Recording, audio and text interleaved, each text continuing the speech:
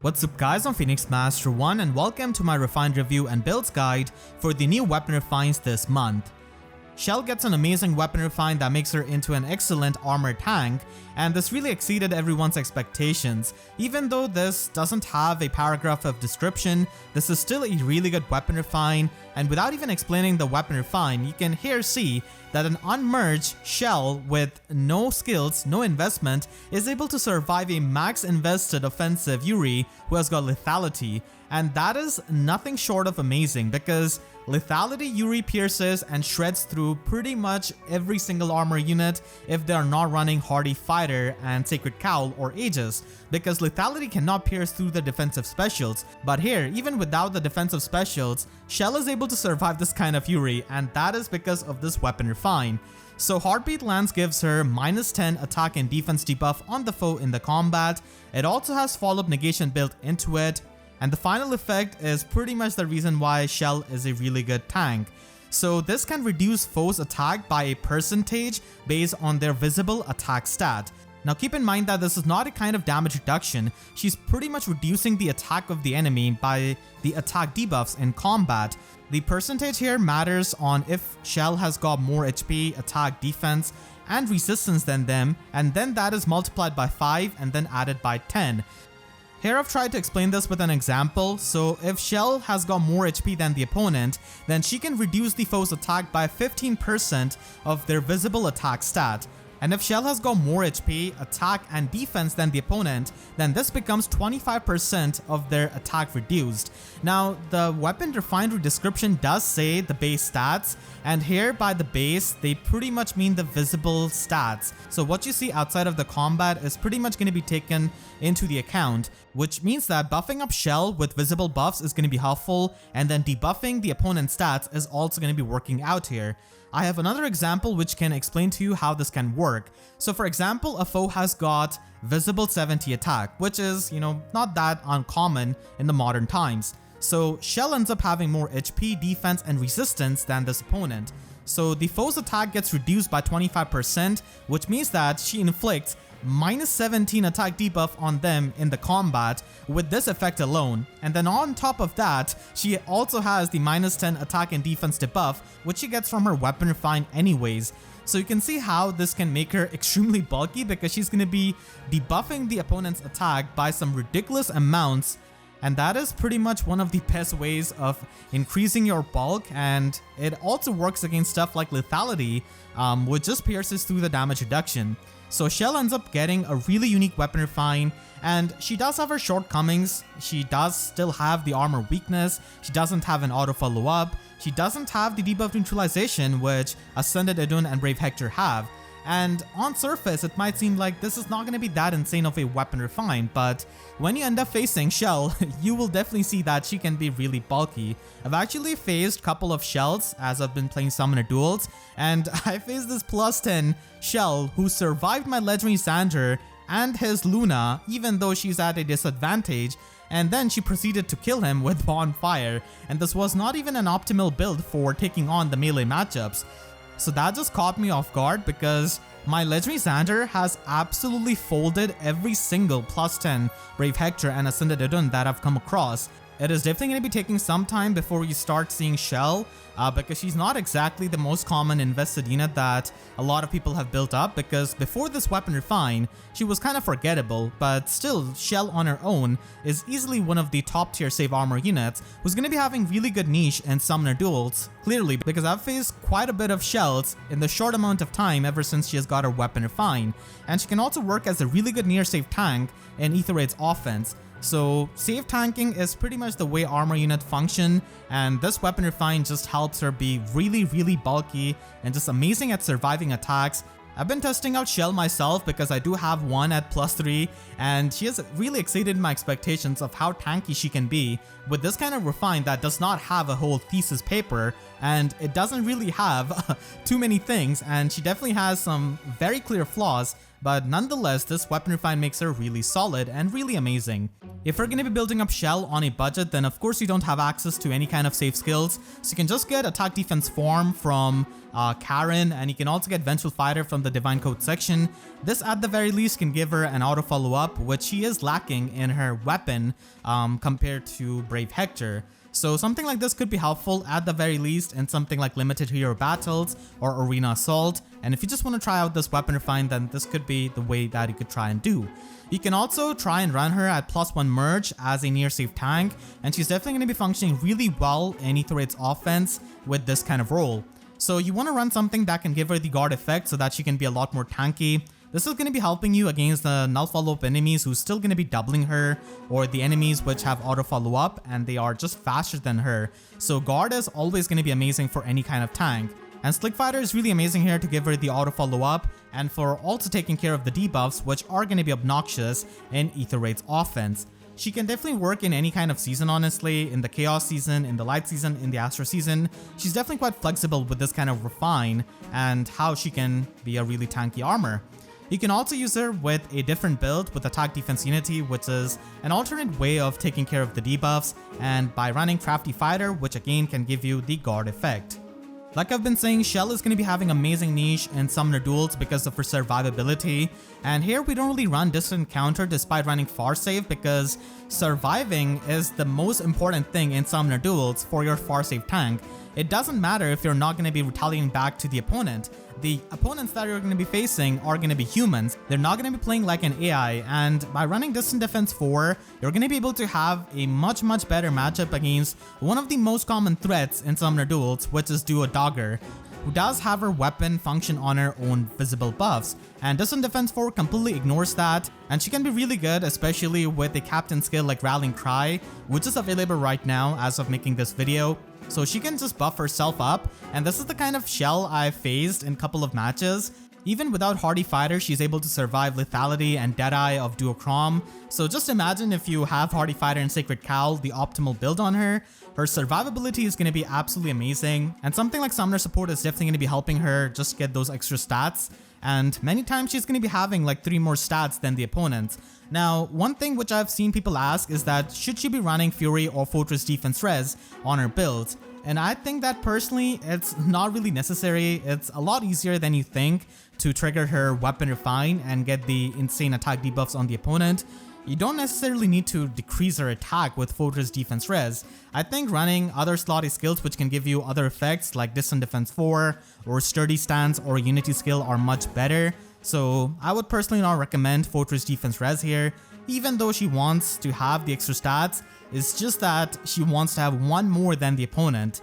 And there are many ways of doing that by buffing her up, summoner supporting, and all of the other things. By not running Distant Counter, you're also going to be having much better time using Deflect Magic or Deflect Missile, and it really depends on which kind of matchup you want to cover. It really depends from map to map and week to week.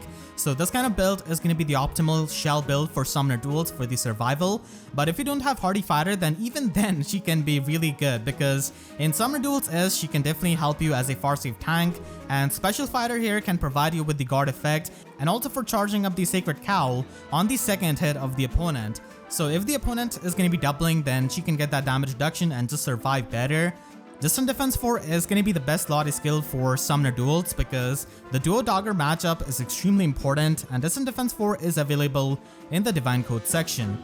You can also use her in Aether Raids defense on the Dark season because there you will not have to face Thor, who has the green color and also the armor effective damage. So she works out better in the Dark season, where Bridal Catry also has an easier time because of no Elimine. And here she can just function with Close Defense 4 so that she can ignore the visible buffs of the opponent, which is going to be really common in the Light season because of Panne. And with Medius, she can just be immune to the Bolt Tower damage, which is amazing for her survivability. Kjelle is really flexible and can work in a lot of competitive game modes, and even for PvE, like, she's going to be a really fun tank.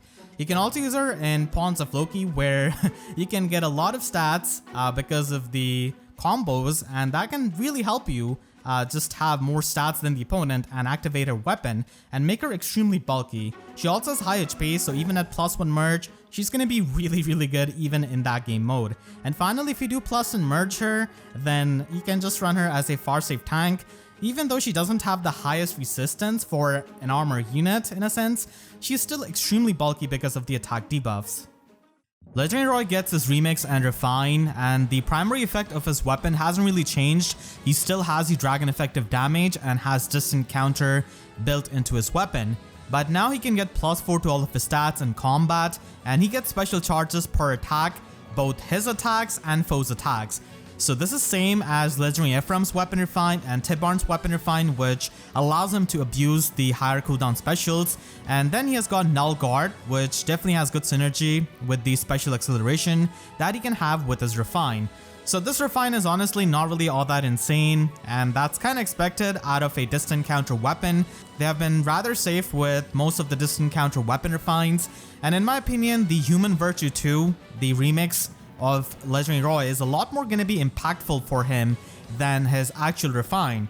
So with Human Virtue 2, he can buff up his human allies for +6 attack and speed if they are within 2 spaces, and he can also buff himself up, which is definitely pretty good with his default bonus doubler, and then he can benefit from the visible buffs of the allies within 2 spaces for all of his stats. So this effect is really similar to that of Kaden, but here instead of providing it to another ally like Kaden does, Legendary Roy is going to be taking advantage of the visible buffs of his own allies.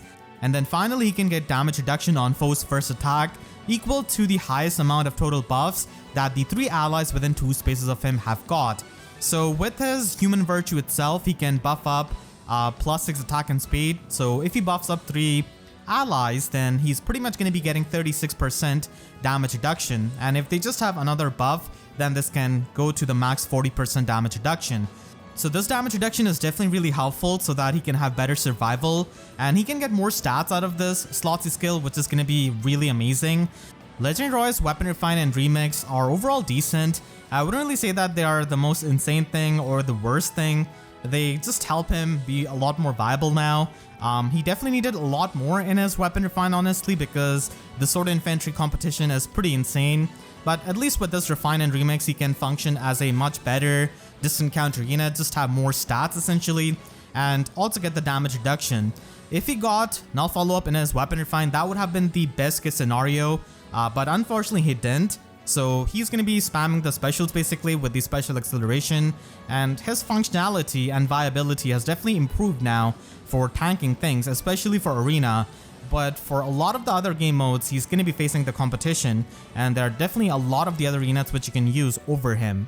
For building up Roy on a budget, you do have Spurn now, which is going to be really helpful, and it does stack up multiplicatively with Human Virtue 2. So by these 2 skills, he can get 64% damage reduction, which is really helpful. And you can run bonus doubler as a Sacred Seal as well, just to double down on that. Still, it is going to be really painful whenever you face a unit who has got the dull all effect or just ignores the visible buffs of Roy, because then both his Slotty and Sacred Seal are going to be dead. But this is something that you could do on a budget, and by running a 2 cooldown special like Moonbow, you can just retaliate back with it and have a better one-shot potential. Definitely has good synergy with the special acceleration that he has got. You can also use him with attack speed ideal 4, and this could work at lower investment as well, like lower merges and dragon flowers, but he does appreciate the extra stats, especially to work as an omni-tank essentially. And he can run the ideal skill because it does have good synergy with the visible buffs that he can give to himself, and because of the special acceleration, he can just run Aether, a high cooldown special, and get the healing from it. And a Form Sacred Seal is going to be having good synergy with his weapon refine and remix, where he wants to be near his allies. And because he wants to be near his allies, attack speed unity, in my opinion, is easily one of the best slotty options for him, if not the best one, because this can protect him from the attack and speed debuffs, especially when he can buff himself up for his attack and speed. Whenever he faces any kind of panic, that is going to be really annoying, and that's where the unity skill is going to be helping you a lot. And null follow-up is, in my opinion, much better than Spurn, mainly for getting more flexibility in his matchups, because many units have auto follow-up weapons, and keep in mind that he only gets the damage reduction from Human Virtue on foe's first attack. So by just nullifying the auto doubles of many of the slower units, you're going to be able to have much better longevity against them. And there are just so many units who have these auto follow-up effects and skills. So that's why I kind of prefer null follow-up over Spurn. I know the damage reduction can help him as well, but null follow-up is all about the flexibility and improving his matchup chart. You can also run Vital Astra as a special. He's not the best user of it because he cannot really pre-charge it, but it does give him the best damage output for a 2 cooldown special, especially at this kind of high investment where he can have much better speed. So Vital Astra is not something that he needs, but he can appreciate that just for the damage output purpose. Rock can function a lot better in Arena now because of this refine and remix, but keep in mind that he's still one of the early legendary units, so his dual effect is not the highest. He can only score 752, which is not a lot, especially nowadays in Arena where cutoffs are just so insane. So even if you have a plus 10 Roy, he's not the highest scoring unit right now, especially for the fire season. But if you want to build him up for Arena, then you can run Rally Defense Res Plus, which does have really good synergy with Human Virtue 2, which can buff up the attack and speed of the allies. So you can essentially buff up an ally for all of their stats and pretty much get the full effect out of Human Virtue 2 and get the extra stats out of it and also the damage reduction. Attack speed unity can work in Arena as well, but he can also run a tier 3 stand skill like Steady Posture so that he can have the guard effect. And mainly in Arena, he's going to be baiting out the opponents, so that's why a more enemy phase oriented slotty skill can work there. And he can just have a form skill as well. Ruptured Sky does work for his special, but Vital Astra is also fine for the damage output. And you can also use him in Summoner Duels S, I guess, as a bonus doubler tank, especially with his father, legendary Eliwood, who can give him another layer of bonus doubler. And attack speed ideal is definitely pretty nice here because there are going to be double effects in many of the skills, and especially with Duo Thor, her duo skill does have that effect. So that's why not running, triple bonus doubler is going to be helpful. At the very least, you can get advantage out of the ideal skill here. So at max investment, he can function as a decent, this kind of raid boss type of opponent who has got a lot of stats and just uses the bonus doubler to further boost it. This works a lot better in Summoner Duels S, where you can just ban Bridal Cat teams, which can have really high damage output. He could be using Aether Raids as well, but honestly, omni-tanking is not the greatest there, as we do have safe tanks now which can specialize in the tanking role. And he could also have worked as a Galeforce unit if he had, maybe null follow-up in his weapon refine, because that would have definitely helped in the light season where Medius can be really bulky and annoying for a lot of Galeforce teams. Unfortunately, because he does not have -1 special cooldown or null follow-up in his weapon refine, he's not really going to be standing out much as a Galeforce unit, other than the fact that he doesn't need Heavy Blade to trigger Galeforce. That's pretty much it. Arena is pretty much going to be his game mode where he does have that inherent value because of being a fire legendary unit. Panne gets a pretty nice weapon refine, which lets her be a stat ball and have much easier time doubling the opponents and definitely have much better survivability. So Toggle Fang still has the effective damage against the cavalry foes, which is definitely going to be helpful against many of the cavalry threats that we have got in the recent times who have damage reduction. So the effective damage can definitely help you hunt down those kinds of units. And she can get plus 12 to all of her stats in combat against the human opponents. But if she's going to be facing any kind of dragon or beast unit, then she can only get up to plus 8 to all of her stats. So having extra stats is definitely going to be helpful for a unit like Panne, who does not have the highest attack or the highest speed. She can also get the guard effect on the opponent during the combat, but keep in mind that this only works against the human foes, and she's not going to be getting the guard effect against beast units and dragon opponents. And finally, she's got an in-combat speed check where if she's got 1 more speed than the opponent, then she can get the guaranteed follow-up attack, and if she's got 5 or more speed than the opponent, then she can get 7 true damage per attack. So the guaranteed follow-up attack is definitely pretty amazing here so that she can reliably double, and even though she can stack up a lot of speed at max investment, it is still going to be helpful to bypass the follow-up negation units by having this kind of guaranteed follow-up attack. So if you look in a way, she pretty much has a bootleg null follow-up in the player phase, because with her cavalry beast transformation, she can get the impact effect, so the foes cannot make a follow-up attack, and then with the guaranteed follow-up attack, she can bypass the follow-up negation units. So yeah, Panne pretty much ends up having really nice survivability in the player phase, and that can allow her to initiate safely and do some spicy stuff, as you'll see in the builds later on. The 7 true damage that she can get is definitely going to be helpful because she only has 29 base attack, which is not that high. The unfortunate part with her weapon refine is that there are a lot of conditions to be met. So she needs to be not near a human ally to get some of her stuff going on, and then she cannot really get the guard effect and the extra stats against the beast and the dragon foes. which is going to be detrimental because there are a lot of Dragon and Beast units in the meta like Fallen Rhea, Ascended Idun, and Fallen Edelgard, against whom the guard effect would have been so useful for surviving, because these units usually run a Bread Sacred Seal to retaliate back with a special. So Pan can actually die against some of those units if they are heavily invested. So not having guard effect can be annoying against those. I just wish she got guard effect against everyone, but still it's a nice effect to be had on her, and she pretty much needs to stack up her speed so that she can get her weapon refine effect in action.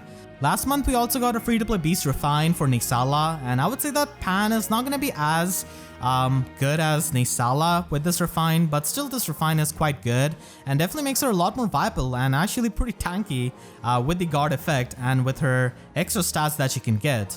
So if you're going to be building up Pan, then I would say that try to invest as much as you can in her, because she's an older unit, so she does appreciate the extra stats from Dragon Flowers and the merges. So you can just run double solo skills here, and we have gotten lull speed defense from the ephemera manuals as well, so this is something that you can run.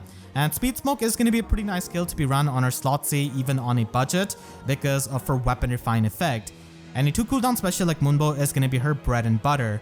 But if you want to invest a bit more into her, then I would say that the Trace skill is pretty much going to be her best slot B option here.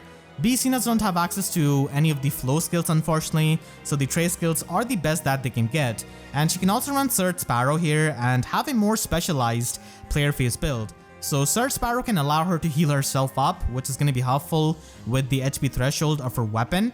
And she can also have the Trace skill to have the Canto movement utility. The Menace skill is going to be helpful for her survival and the extra stats that she can get. And she can also run a mixed phase build at max investment, and she is easily one of the better users of Speed Smoke 4 because of how safely she can initiate because of the guard effect, the impact effect from the cavalry transformation, and the fact that she can get a lot of stats. So she can just go in and trigger Speed Smoke 4 and then get the damage reduction and be really bulky in the enemy phase, and also be really fast to make use of the damage reduction. So a build like this could be used at max investment or even in Summoner Duels, especially in Summoner Duels S. She can also be run in Arena with B-Duel Cavalry 4, especially if you have more Dragon units and Beast units in your Arena core, then she has a lot better time activating the effect from her weapon and also with the Beast transformation. So unfortunately Beast units don't really have access to too many good specials for Arena. They cannot really use Ruptured Sky, and Blue Flame is counterproductive with her weapon. So Galeforce and Aether are pretty much the options left, and she can run Galeforce, but it is going to be a high cooldown special. So you could run Heavy Blade. She can actually get a lot of attack with this weapon refine, especially in the player phase where she also has the Beast transformation effect for the -4 attack debuff on the opponent. So Heavy Blade can work, and especially with attack speed menace, she can debuff the attack of the opponent to just have an easier time triggering Heavy Blade. So this is one of the ways that you can use her in Arena. And she can also have a pretty good niche in Aether Raids defense, especially in the Dark Season where you have Medius, which can allow her to transform, and she can be really obnoxious at max investment because of the guard effect and also because of the stats that she can get. And she also has the impact effect, so the main job of Pan is pretty much affecting the opponent with the Fatal Smoke so that they can not only recover HP from their Mystic boost or from their healing skills, and she can run lull attack speed because people are going to be buffing up their units in the light season. But keep in mind that if you're going to be facing Ascended Idun who has got near save or Fallen Rhea, then it is going to be annoying because again she doesn't get the guard effect against them. So the biggest advantage that she has is the guard effect against a lot of the other near save tanks that are not Beast and Dragon units. So they can not only retaliate back with their specials, and this can also help you if they're running something like Hardy Fighter and Pavis. So yeah, she can function in Aether Raids defense that way. I don't really think that she is going to be too good in Aether Raids offense because she is really bulky. And if you are trying to use some kind of Galeforce initiator, then there are definitely other better options because she will have to rely on Heavy Blade. It's kind of hard for the Beast Cavaliers to stand out in the meta right now because they do not have access to a lot of the skills. So it could be a bit hard for them to be slotted into a team. But still, if you are a big fan of her, then she's definitely much better now and definitely pretty solid with this kind of refine, which gives her really good survivability and a lot of stats. Bright Fjorm was the first unit to bring in the isolation mechanic to FEH, and she actually got a pretty nice weapon refine that's supportive in nature. And as someone who uses Bridal Fjorm a lot and has used for many years, I'm actually pretty happy with this refine and how unique it is. So this refine has got a much more lenient HP check. So previously she needed 3 more HP than the opponent, but now she only needs 1 more HP to isolate the opponent, and that can be pretty annoying for even some of the high HP dancers like Sylvia and Dancer Eldigan, who can stack up a lot of HP. So it's a bit hard for them to be resilient to Bridal Fjorm's isolation, and she's mainly going to be seeing usage in the Astro season where she can function with the isolation, and in the Light season we already have Milla. But because most teams prepare for Milla, you can try and use Bridal Fjorm in the Light season as well. So this weapon refine is pretty short but still functional and unique. So it does have Joint Drive attack and speed built into it. So now she can have better offenses and also support her allies. And finally, she also has drive penalty neutralization to the allies within 2 spaces. And this can be really helpful because in Aether Raids, the debuffs are pretty common. The refine is definitely pretty unique, but keep in mind that Bridal Fjorm is mostly used with hit and run teams that can go in and retreat and then also shut down a dancer. So most of the times the allies are going to be far away from Bridal Fjorm. So if this was more like the crossbar attack of Panne or something like that, that would have been a lot better.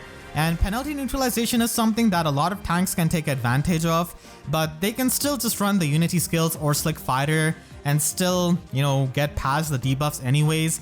And if you're going to be running safe tanks, then there are definitely other supports that you can run like Elimine or Flame.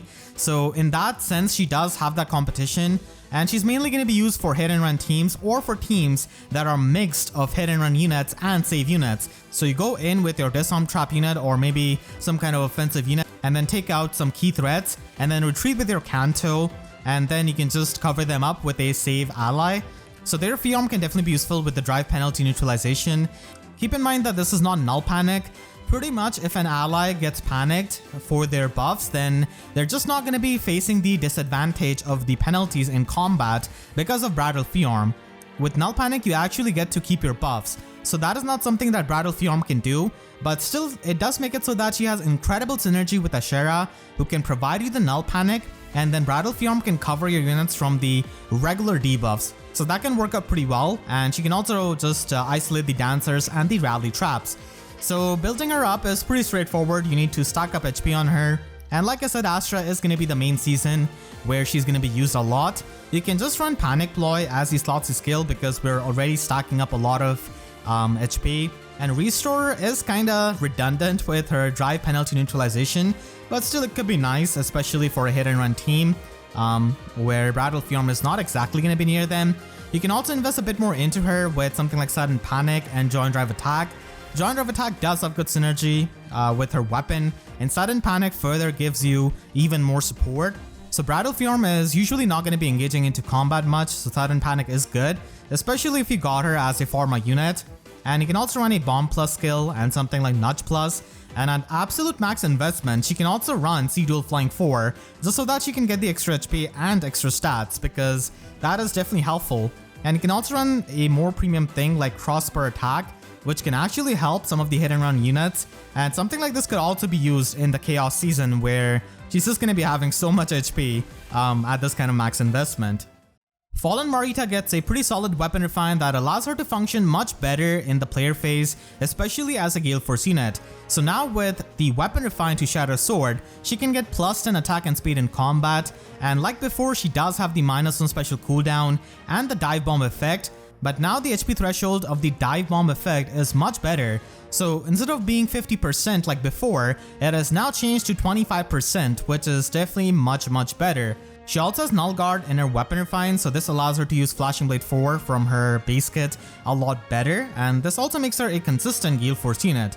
And finally, she can get -8 debuff to the opponent's higher stats out of speed or defense. So if she's facing a fast opponent, then she's going to be getting the -8 debuff to their speed. And if she's going to be facing some kind of slow unit, then she's going to be getting the -8 defense debuff on them in the combat. So this is a pretty dynamic thing, which can definitely help Mareeta in many of the matchups. Overall, this weapon refine doubles down on her niche and makes her even better as a player phase unit. The dive bomb effect is definitely pretty good because she can essentially have a pseudo brave effect when she can attack consecutively, especially when you run her default null follow up. And she can function as a pretty nice Galeforce initiator now because she has the better HP threshold for the dive bomb effect. And the dynamic debuff is something I'm a big fan of, so that can definitely help you in different matchups. If you're gonna be building a Mareeta on a budget, then you can just run Speed Smoke 3 on her. Her default base kit is pretty nice with Luna and Flashing Blade and Null Follow-Up, so there's not much you have to change, and Blade Session is gonna be a nice player phase Sacred Seal. I think her main competitive niche is gonna be in Aether Raids offense as a Galeforce initiator. So because of having a better HP threshold on her Dive Bomb effect, she can actually be at 50% HP and trigger the Wings of Mercy of her allies and still get the Dive Bomb effect. So Winter Bernadetta is going to be the best ally with this because she has that Priest damage which can do 1 damage to her allies, and that allows you to use Ardent Sacrifice and then set up Wings of Mercy right from the start instead of depending on Fury or any kind of damage to get into its range. And because Mareeta does have the Dive Bomb effect in her weapon, there are many times not going to be many opportunities for her to take the damage from the opponent. So Winter Bernadetta is pretty much the best teammate for Aether Raids offense, and you can also run a Tempest skill like Even or Odd Tempest depending on when you usually initiate combat, and that can give her better mobility. She doesn't exactly need Time Pulse with this kind of build, and Brazen Attack Speed works as a Sacred Seal here because she's already gonna be at 50% HP so that she enables the Wings of Mercy allies. She can also be used in Aether Raids Chaos where she's not going to be getting any extra HP, and here it's a lot easier to use the Fury 4 and Fury 3 so that she can get the chip damage, and in 2 combats she can enter into the Wings of Mercy range, so that is pretty good for a Galeforce team. But unfortunately here you will need to make sure that she can get Valyria support so that she can have a 2-turn Galeforce, and then Time Pulse is also really nice so that she can have a 1-turn Galeforce. Because in a scenario where she one-shots an opponent, she can at least enter into another combat by triggering Galeforce, which is going to be needed to set up Wings of Mercy. And finally, she can also be used as a Wings of Mercy Galeforce unit, who instead of initiating just jumps in after someone is already in the Wings of Mercy range, and this is pretty much the cheapest way of using her if you don't really want to invest too much into her. And I can definitely see myself using her a bit as well in the light season. The problem with Fallen Mareeta as an initiator is going to be something which a lot of Galeforce initiators face, and that is the fact that they have to face Medius, who's really bulky, and optimal Medius is going to be a lot more bulkier, so it can be hard for Fallen Mareeta to just take him out. She does have that Dive Bomb effect and gets the extra offenses, but still Medius can be really bulky, so that is something you have to watch out for if you're going to be using her as an initiator in the light season. You can also use her at high investment and max investment with Sir Sparrow, and with Luna and Flashing Blade you can pretty much trigger Sir Sparrow's healing and be at a good amount of HP for her weapon refine, and Attack Speed Menace could also help you in her slot C so that she can have a better time doubling, and it does stack up with the in-combat speed debuff that she can get with her weapon. So this is an interesting build that you can run if you don't really want to run Galeforce on her. And then finally, she could be used in Arena with Duel Infantry 4, and here you could try to use her a bit more in the mix phase so that she can have the damage reduction from Vital Astra and then pre-charge it with Time Pulse. In Arena it does help if you can bait out the opponents, so she can definitely function in the mix phase with a build like this. The final refine of the batch is going to be Mordecai, and he gets a more supportive oriented weapon refine that doubles down on the fact that he wants to use movement assist skills with Mordecai like Smite, Reposition, and all of that. So now with this weapon refine, he has got plus in attack and defense in combat, and he still has the same debuffing effect which he gets after using a movement assist, but now it also pretty much has a pulse smoke effect. So you can smite in an ally, and you can also pulse down the foes who have pre-charged specials, like maybe Hardy Fighter armor units with their pre-charged defensive specials, or maybe a Deadeye Duochrome and things of that nature. So he's definitely pretty unique in that aspect, and now with the refine he has got a more updated Beast Infantry transformation, which all of the infantry beasts have, so he gets the tempo effect along with having the true damage, so that is definitely good for his combat, even though he's mainly going to be functioning as a support unit. And he definitely has good stats for that because he can stack up his HP and just support his allies. So he's definitely going to be having the niche in Aether Raids offense as well as in Summoner Duels S, especially when he can, ban these certain teams, and against certain teams he can use Mordecai and just smite in the units and then get rid of the Hardy Fighter armor units and their pre-charged specials. So that can definitely be helpful. Unfortunately, because it does need a movement assist skill, if you do use him in Arena, then you'll have to use the rally skill for the scoring. So it's not the kind of unit that you use in Arena with a dual skill. And the main reason why some people might not want to invest into him or run him is because you can just run Pulse Smoke in the slot C of your units. And that is the skill slot taken of a unit instead of having a team slot of a team, if that makes any kind of sense. Because if you have access to Pulse Smoke, which we have got in the limited ephemera manuals recently in Groom Pent, then you can try and use that in Summoner Duels or in Aether Raids offense. But the main advantage of Mordecai is that none of your units have to engage in any kind of combat to have that Pulse Smoke effect go off, and also for getting the debuffs on the opponent. So that is the one advantage of using Mordecai.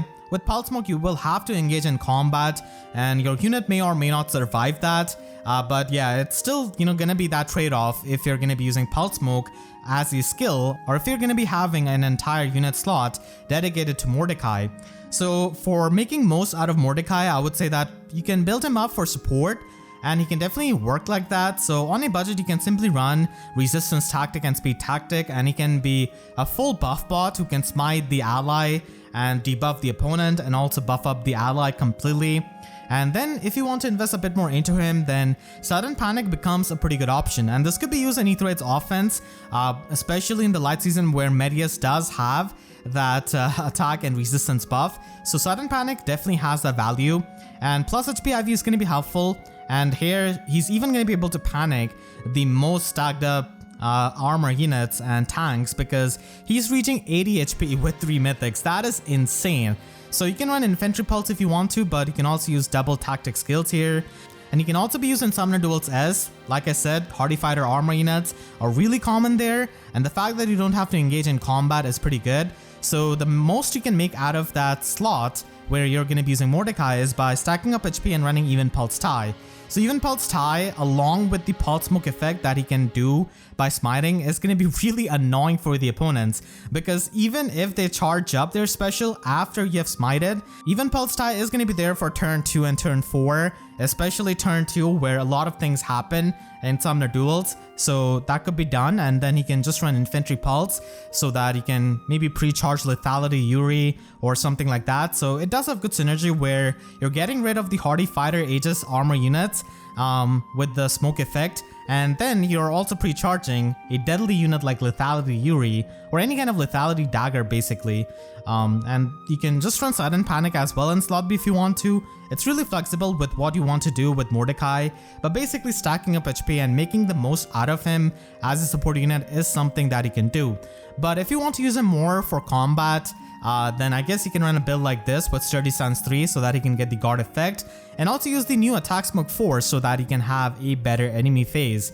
So the debuffs are a bit redundant with his own weapons debuffs, but Attack Smoke 4 is more used here for the follow-up negation. Mordecai is not going to be seeing much of a combat. He's basically going to be functioning as a smite bot, and that is his niche, and honestly he's pretty good at that as a 3-star 4-star unit. Definitely quite a unique unit. Not the best beast refined that we have got, but still unique nonetheless, and that is always fun whenever these kinds of old units can get a unique refine, which can help them in certain game modes and in certain matchups. This weapon refine batch is overall pretty safe. It just takes these units and the roles that they did before and just improves that. Kjelle of course gets an amazing weapon refine, and that is going to be a highlight of a unit from going 0 to hero. So I hope you all enjoyed this review. If you did, then make sure to share this video with your friends who are trying to build up any of these units. And if you enjoyed this video, then make sure to leave a like and a comment. Helps me tremendously. And if you really enjoyed, you could always support me directly by using super thanks or by becoming a YouTube member.